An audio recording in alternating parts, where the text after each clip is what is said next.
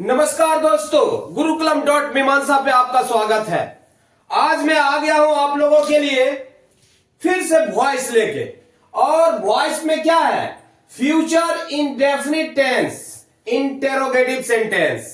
Interrogative sentence में active से passive voice कैसे बनता है, इस पे आज हम लोग चर्चा करेंगे, डिस्कस करेंगे। इसके पहले मैं आगे बढ़ूं, अगर जिन लोगों ने हमारे चैनल को लाइक नहीं किया है, सब्सक्राइब नहीं किया है, तो प्लीज लाइक एंड सब्सक्राइब कर ले और ज्यादा ज्यादा अपने दोस्तों को बताएं।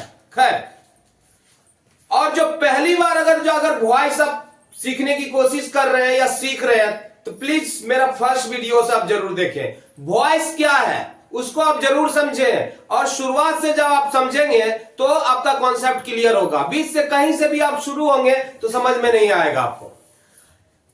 एक पॉइंट और भी बताना चाहता हूं, अगर आपको वॉइस सीखना है तो टेंस का कॉन्सेप्ट क्लियर करना होगा। जब तक आपका टेंस का कॉन्सेप्ट क्लियर नहीं है तो वॉइस समझने में दिक्कत होगी। तो इसलिए आप जो मैं बताया आप उसको जरूर फॉलो करें, तो आप अच्छे तरीके से सीखेंगे। चलिए हम आज चलते हैं अपने टॉपिक पे, कि हमारा टॉपिक है वॉइस में future indefinite tense, interrogative sentence में एक्टिव से पैसिव वॉइस कैसे बनाएं। जैसा कि जानते हैं, अगर मेरा वीडियो आप देख रहे हैं तो आपको पता होगा कि इंटेरोगेटिव सेंटेंस दो प्रकार के होते हैं। एक होता है यस नो इंटेरोगेटिव सेंटेंस और दूसरा होता है WH इंटेरोगेटिव सेंटेंस। तो हम एक एक करके इस पर डिस्कस करेंगे कि यस नो इंटेरोगेटिव सेंटेंस में एक्टिव से पैसिव कैसे बनेगा। फिर हम लोग WH इंटेरोगेटिव को समझेंगे, उसमें एक्टिव से पैसिव कैसे बनेगा। WH में भी कई प्रकार के हैं, जैसे वाई है, व्हेन है, वेयर है, हाउ है, इसका थोड़ा सा अलग सिस्टम है। उसी प्रकार से हु है, व्हाट से अगर रहता है तो उसका कैसे बनाते हैं, थोड़ा सा अलग है। हुम है, उससे कैसे बनाते हैं तो उसका भी थोड़ा अलग है। तो हम एक एक करके समझेंगे तो हमारा कॉन्सेप्ट क्लियर हो जाएगा। अगर अफर्मेटिव सेंटेंस आपका इसका आपने देख चुका है तो और भी आसान है, नहीं तो बनाना आसान है। अफर्मेटिव सेंटेंस में क्या होता है, यही शेल या विल सब्जेक्ट के बाद आता है। इंटेरोगेटिव सेंटेंस में क्या होता है, शेल या विल पहले आ जाता है इंटेरोगेटिव बनाने के लिए। बस इतना ही डिफरेंस है, नहीं अगर अफर्मेटिव आपने देखा है तो। खैर चलिए, दो प्रकार के इंटेरोगेटिव है। एक यस नो इंटेरोगेटिव है, जिसको हम लोग कह सकते हैं ये यस नो इंटेरोगेटिव है, यस नो इंटेरोगेटिव। और ये है WH interrogative, WH interrogative sentence है। नहीं, यहां भी ये फॉर्मूला दिया हुआ। तो पहले हम समझते हैं यस नो। यस नो का स्ट्रक्चर क्या है, शेल या will plus subject plus V1 plus object. और जैसा कि आप जानते हैं कि ऑब्जेक्ट पैसिव वॉइस में क्या हो जाता है, ये हमारा पैसिव वॉइस है, ये हमारा एक्टिव वॉइस है। नहीं, ये एक्टिव है और ये पैसिव है। उसी प्रकार से यहां पर है, ये एक्टिव है और ये हमारा पैसिव है। उसी प्रकार से यहां भी है, यहां पर ये एक्टिव वॉइस में आता है, ये हमारा पैसिव वॉइस में आता है। यहां पर ये एक्टिव है, ये हमारा पैसिव है। चलिए अब समझते हैं। तो ये स्ट्रक्चर है हमारा। तो ऑब्जेक्ट शेल या will plus subject plus V1 plus object. तो ऑब्जेक्ट क्या होता है पैसिव वॉइस में, सब्जेक्ट की जगह ले लेता है, ये इंटरचेंज होता है। ऑब्जेक्ट कहां आ गया, ऑब्जेक्ट हमारा सब्जेक्ट की जगह पे आ गया, और सब्जेक्ट कहां चला गया, सब्जेक्ट ऑब्जेक्ट की जगह पे चला गया। नहीं, तो अब इसको हम एग्जांपल से समझते हैं तो ये हमारा कॉन्सेप्ट क्लियर होगा। आइए समझते हैं। Shall I eat a mango, अगर अफर्मेटिव होता तो कैसा होता, आई शैल ईट ए मैंगो। इंटेरोगेटिव बनाने के लिए हमें क्या करना पड़ता है, जो ऑक्सिलियरी वर्ब होता है, जो हेल्पिंग वर्ब होता है, उसको हम पहले ले लेते हैं, इंटेरोगेटिव बन जाता है और क्वेश्चन मार्क लगा देते हैं। तो वही बात है, बस वही कॉन्सेप्ट दिमाग में रखो। इंटेरोगेटिव में पहले आ गया तो भाई इंटेरोगेटिव बनाने के लिए आपको शेल या विल तो प्रयोग करना ही पड़ेगा। तो यहां पर अगर मैंगो आता है, यहां ऑब्जेक्ट क्या है हमारा, ऑब्जेक्ट मैंगो है, सब्जेक्ट आई है, तो क्या हो जाएगा, मैंगो, मैंगो के साथ शेल लगेगा कि विल, विल लगेगा। शेल का प्रयोग आई या वी के साथ होता है, शैल का प्रयोग अदर के साथ भी होता है, लेकिन उसका एक कंडीशन है। मैं अवश्य जाऊंगा, वह अवश्य जाएगा, ही शैल गो। नहीं, मैं अवश्य जाऊंगा, आई विल गो। हम इस तरीके से प्रयोग करते हैं शैल विल का दूसरे के साथ, लेकिन उसका तरीका अलग है। आइए एग्जांपल लेते हैं। इसमें क्या हो जाएगा, विल, विल, और ये हमारा मैंगो है, will a mango, will a mango, और क्या लग जाएगा, विल अ मैंगो, ऑब्जेक्ट है प्लस क्या है, B, will a mango B, it का क्या हो जाएगा, ईटेन, B3, ईटेन बाय, आई का क्या हो जाएगा, आई का हो जाएगा मी, क्वेश्चन मार्क। आसानी से बन गया। उसी प्रकार से will you drive a car, ये हमारा ऑब्जेक्ट है। अगर इसको हम सब्जेक्ट पे लाते हैं तो कौन सा वर्ब लगेगा, विल लगेगा। विल, ये हमारा सब्जेक्ट है, ये ऑब्जेक्ट है। Will a car, will a car be driven, driven by, will a car be driven bye you. एक शॉट में पूरा इंटेरोगेटिव हम लोग खत्म करने वाले हैं। विल ही टीच अस, ये हमारा ऑब्जेक्ट है, ये हमारा सब्जेक्ट है, तो क्या हो जाएगा, विल, सॉरी यहां पर अस है, ये हमारा सब्जेक्ट बन रहा है, तो हम इसके साथ क्या प्रयोग करेंगे, शैल का प्रयोग करेंगे। किसका प्रयोग करेंगे, शैल का प्रयोग करेंगे। तो यहां क्या हो जाएगा, shall, shall we be taught, shall we be taught by, shall we be taught by, क्या हो जाएगा, ही का हिम हो जाएगा। बहुत ही आसान है बनाना, बहुत इतना कठिन नहीं है। विल शी टीच मी, मी का क्या हो जाएगा, यहां शैल होगा आई के साथ, शैल आई बी टॉट। आप देख रहे हो ऑब्जेक्ट के बाद बी लगता है, तो यहां आई आ गया, शैल आई बी टॉट, टॉट बाय, क्या हो जाएगा, शी का हो जाएगा हर, क्वेश्चन मार्क। उसी प्रकार से शैल वी हेल्प हिम, तो क्या हो जाएगा, हिम हमारा क्या है, ऑब्जेक्ट है, ये हमारा सब्जेक्ट है, ऑब्जेक्ट सब्जेक्ट की जगह पे आ जाएगा, तो ये हमारा ही है, तो ही के साथ विल का प्रयोग होता है। विल ही बी, नहीं हेल्प है तो हेल्प्ड हो जाएगा, will he be helped bye, क्या है, वी है तो अस हो जाएगा, क्वेश्चन मार्क। यहां क्या है, विल राम प्ले गेम, तो जैसा आप जानते हैं कि अगर नेम रहता है, ये सब्जेक्ट ऑब्जेक्ट की जगह पे जाएगा, ये नॉमिनेटिव केस से ऑब्जेक्टिव केस में नहीं, इसका राम का राम ही रहता है। अगर कोई पर्सनल प्रोनाउन होता तो वो बदलता, ही का हिम हो जाता है, आई का मी हो जाता है, लेकिन नेम का नेम ही रहता। तो ये हमारा क्या है, ये हमारा ऑब्जेक्ट है, तो यहां क्या हो जाएगा, इसके साथ विल का प्रयोग होगा। Will again B played bye, क्या हो जाएगा, राम, क्वेश्चन मार्क। ये बहुत ही आसान है। तो मुझे लगता है कि ये जो आपका यस नो क्लियर हो गया। अगर आप अफर्मेटिव सेंटेंस अगर समझ रहे हैं तो पूरा आसानी से क्लियर हो जाएगा, बहुत ज्यादा हार्ड नहीं है। उसी प्रकार से हम लोग आते हैं कि वाई से, व्हेन से, वेयर से, हाउ से कैसे बनता है।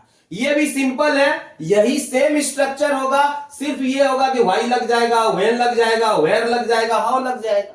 अब देखो यहां क्या है, Y shell I eat a mango, तो क्या हो जाएगा, WH है, तो हम लोग क्या है यहां पर देखो, WH पहले लगाएंगे, नहीं पहले WH, तब क्या है, शैल या will plus subject plus B1 plus object है। पैसिव में क्या है, वही WH प्लस शैल या विल प्लस ऑब्जेक्ट सब्जेक्ट की जगह पे आ गया, plus B plus B3 plus by plus subject, almost यही है, सिर्फ WH पहले आ रहा है, नहीं तो बहुत ज्यादा कंफ्यूजन नहीं। हमारा ऑब्जेक्ट ये है, सब्जेक्ट ये है, तो ये क्या हो जाएगा, why will a mango be eaten by, क्या हो जाएगा, आई का क्या हो जाएगा, आई का हो जाएगा मी, ईटेन बाय मी, है ना। यहां पर क्वेश्चन मार्क है। अब दूसरा है why will you drive a car, why will you drive a car, तुम एक कार क्यों चलाओगे। नहीं, तो यहां पर क्या, ये हमारा ऑब्जेक्ट है, तो क्या हो गया, वाई को हम पहले लेते हैं, वाई, कार में क्या लगेगा, will, why will a car be driven by, क्या हो जाएगा, यू का यू ही हो जाएगा, क्वेश्चन मार्क, आसानी से बन गया। उसी प्रकार से आप ये देखो, when will he teach us, ये भी आसान है, व्हेन को हम पहले लेते हैं, व्हेन अस आ जाएगा तो क्या लगेगा, शैल, यहां वी हो जाएगा, अस ऑब्जेक्ट सब्जेक्ट की जगह आ गया, तो when shall we be taught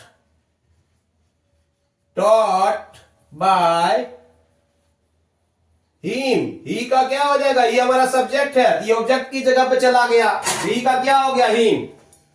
when will he teacher, कब वो हम लोगों को पढ़ाएंगे, तो when shall we be taught by him, हम लोगों को कब उनके द्वारा पढ़ाया जाएगा। नहीं, when will she help me, वह कब मेरी मदद करेंगे, तो क्या हो जाएगा, ये ऑब्जेक्ट है, ये सब्जेक्ट है, तो व्हेन को पहले लिखो, व्हेन मी आएगा तो क्या आएगा, आई बन जाएगा, तो शेल लगेगा, when shall I be, help का क्या होगा, हेल्प्ड, V3 बाय, क्या हो जाएगा, शी का हर हो जाएगा, क्वेश्चन मार्क। अब है वेयर को ले लो, ये भी आसान है, वेयर को पहले लिखेंगे, ये हमारा सब्जेक्ट है, ये ऑब्जेक्ट है, तो वेयर को पहले लिखो, वेयर सब्जेक्ट आएगा, क्या आई है, तो शेल लगेगा, where shall I be, teach का क्या हो जाएगा, taught, where will he teach me, कहां मुझे वह पढ़ाएगा, वह मुझे कहां पढ़ाएगा, तो where shall I be taught by he का क्या हो जाएगा, ही का हिम हो जाएगा, क्वेश्चन मार्क। आसान है। हाउ का भी वैसे होगा, पहले हम हाउ का लेते हैं, हाउ लिखेंगे, ये हिम है, ऑब्जेक्ट है, ये हमारा सब्जेक्ट है, तो क्या हो जाएगा, हाउ हिम का ही हो जाएगा, तो विल लगेगा, how will he be helped by, we का क्या हो जाएगा, अस, क्वेश्चन मार्क। उसी प्रकार से है how will Ram play game, ये भी आसान है, ये हमारा सब्जेक्ट है, ये हमारा ऑब्जेक्ट है, तो क्या हो जाएगा, हाउ पहले, हाउ ए गेम में विल लगेगा, how will a game be played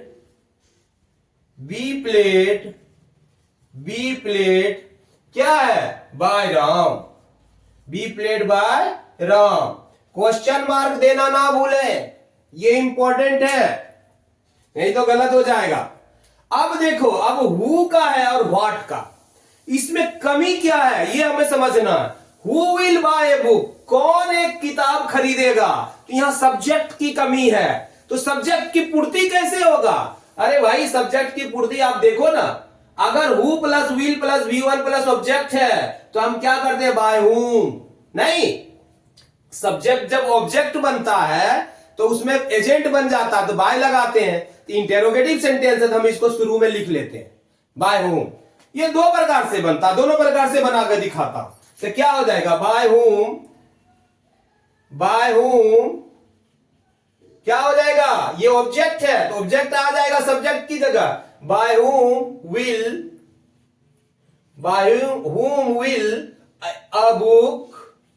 a book be bought, by whom a book will be bought। अब बाय लगाते हम कि भाई उनके द्वारा खरीदा गया, तो हम पहले लगा दिए बाय हूम, किनके द्वारा, शुरू में ही लग गया है ना। उसी प्रकार इसको दूसरे तरीके से भी बना सकते हैं, by whom will a book be bought, question mark. अगर हु से बनाते तो क्या होगा, बाय नहीं लगेगा, और अगर इसको हम हु लगाते, बाकी वही स्ट्रक्चर है, जो इधर स्ट्रक्चर है वही है, ऑब्जेक्ट सब्जेक्ट की जगह आ रहा है और हमारा सब्जेक्ट नहीं है ना। तो हम बाय हुम लगा दिए, तब यहां क्या हो गया, हु, बाकी वही है, who will a book be bought by. यहां पर अगर हु लगाते हैं तो बाय लास्ट में लगेगा, अगर बाय शुरू में लगाते हैं तो हुम लगेगा। बाय हुम, किनके द्वारा, will a book be bought, एक किताब खरीदा जाएगा, नहीं, who will buy a book, कौन एक किताब खरीदेगा। इसमें कंफ्यूज नहीं करना, आप गौर से देखो, ये कॉन्सेप्ट क्लियर हो जाएगा आपका। उसी प्रकार से दूसरा बनाते हैं, हु विल बीट यू, ये हमारा ऑब्जेक्ट है, सब्जेक्ट नहीं है, तो यहां पर क्या लिखते हैं, बाय हुम, यू आ जाएगा सब्जेक्ट की जगह, यू के साथ विल लगता है, by whom will you be beaten, question mark, by तो लगाना ही नहीं है, बाय हुम हम लगा चुके हैं यहां। या दूसरे प्रकार से कैसे बनेगा, हु नहीं, who will you be beaten by, अगर हु लगाए तो बाय लास्ट में लगेगा, है ना। अब फिर बनाते हैं इसे, हु विल हेल्प मी, ये हमारा ऑब्जेक्ट है और हमारा सब्जेक्ट कमी है, तो क्या लिखते हैं, बाय हुम शेल लग जाएगा, चूंकि ऑब्जेक्ट सब्जेक्ट बन के आ रहा है तो आई है, by whom shall I be helped by, sorry by तो लगेगा ही नहीं, question mark, by whom shall I be helped, है ना। कंफ्यूज नहीं करना, इसे गौर से देखो, एक बार समझ गया तो जहां जहां हु का होगा वहां आप समझ जाओगे, चाहे किसी भी टेंस में हो, यह कॉन्सेप्ट क्लियर होना जरूरी है। या अगर हु से बनाते तो कैसे लगेगा, who shall I be beaten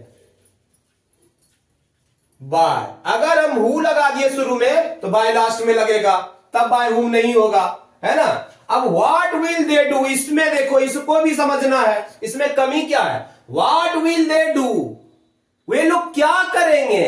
अरे ऑब्जेक्ट नहीं है, सब्जेक्ट तो है ही, करने वाला दे है, लेकिन किसको कर रहा है भाई, ये पता नहीं है, तो व्हाट लग गया, तो ये और भी आसान है। यहां देखो क्या है स्ट्रक्चर, व्हाट प्लस विल या shall plus subject plus V1, तो क्या होता है, what plus will plus be plus V3 plus by plus subject, तो सिंपल है, व्हाट का व्हाट ही रहने दो, व्हाट विल बी, यही हमारा सब्जेक्ट बन के आ रहा है, ऑब्जेक्ट जो है सब्जेक्ट बन के आ रहा है, क्या होगा, व्हाट विल बी, व्हाट क्या है, what will be done by, they subject है, ऑब्जेक्ट बन गया, एजेंट बन गया, क्या हो गया, बाय देम। आसान है बनाना, कंफ्यूज नहीं करना, व्हाट में ऑब्जेक्ट एब्सेंट रहता है, हु में सब्जेक्ट एब्सेंट रहता है, सब्जेक्ट पे क्वेश्चन पूछा जाता है, व्हाट में ऑब्जेक्ट पे क्वेश्चन पूछा जा रहा है। उसी प्रकार से नेक्स्ट बनाते हैं, what will Ram play, Ram क्या खेलेगा, नहीं, उस पे पूछा जा रहा, तो व्हाट विल बी प्लेड, क्या हो जाएगा, what will be played, what will be played, what will be played bye, क्या हो जाएगा, राम है तो राम हो जाएगा, राम के द्वारा क्या खेला जाएगा। व्हाट से क्लियर हो गया। अब आप फिर हुम पर, इसमें क्या कमी है ये पहले जानना जरूरी है। Who will, whom will you teach, आप किसको पढ़ाएंगे, ऑब्जेक्ट नहीं है, सब्जेक्ट तो है, ये हमारा सब्जेक्ट है, ऑब्जेक्ट नहीं, उस पे पूछा जा रहा है। तो आप देखो whom से कर रहे हैं, whom प्लस will या shall plus subject plus V1, है ना, तो क्या हो जाएगा, who पैसिव वॉइस में who plus will plus B plus B3 plus by plus subject, तो क्या हो जाएगा, who will be taught by you, question mark, whom रहे तो who लग जाएगा, who will be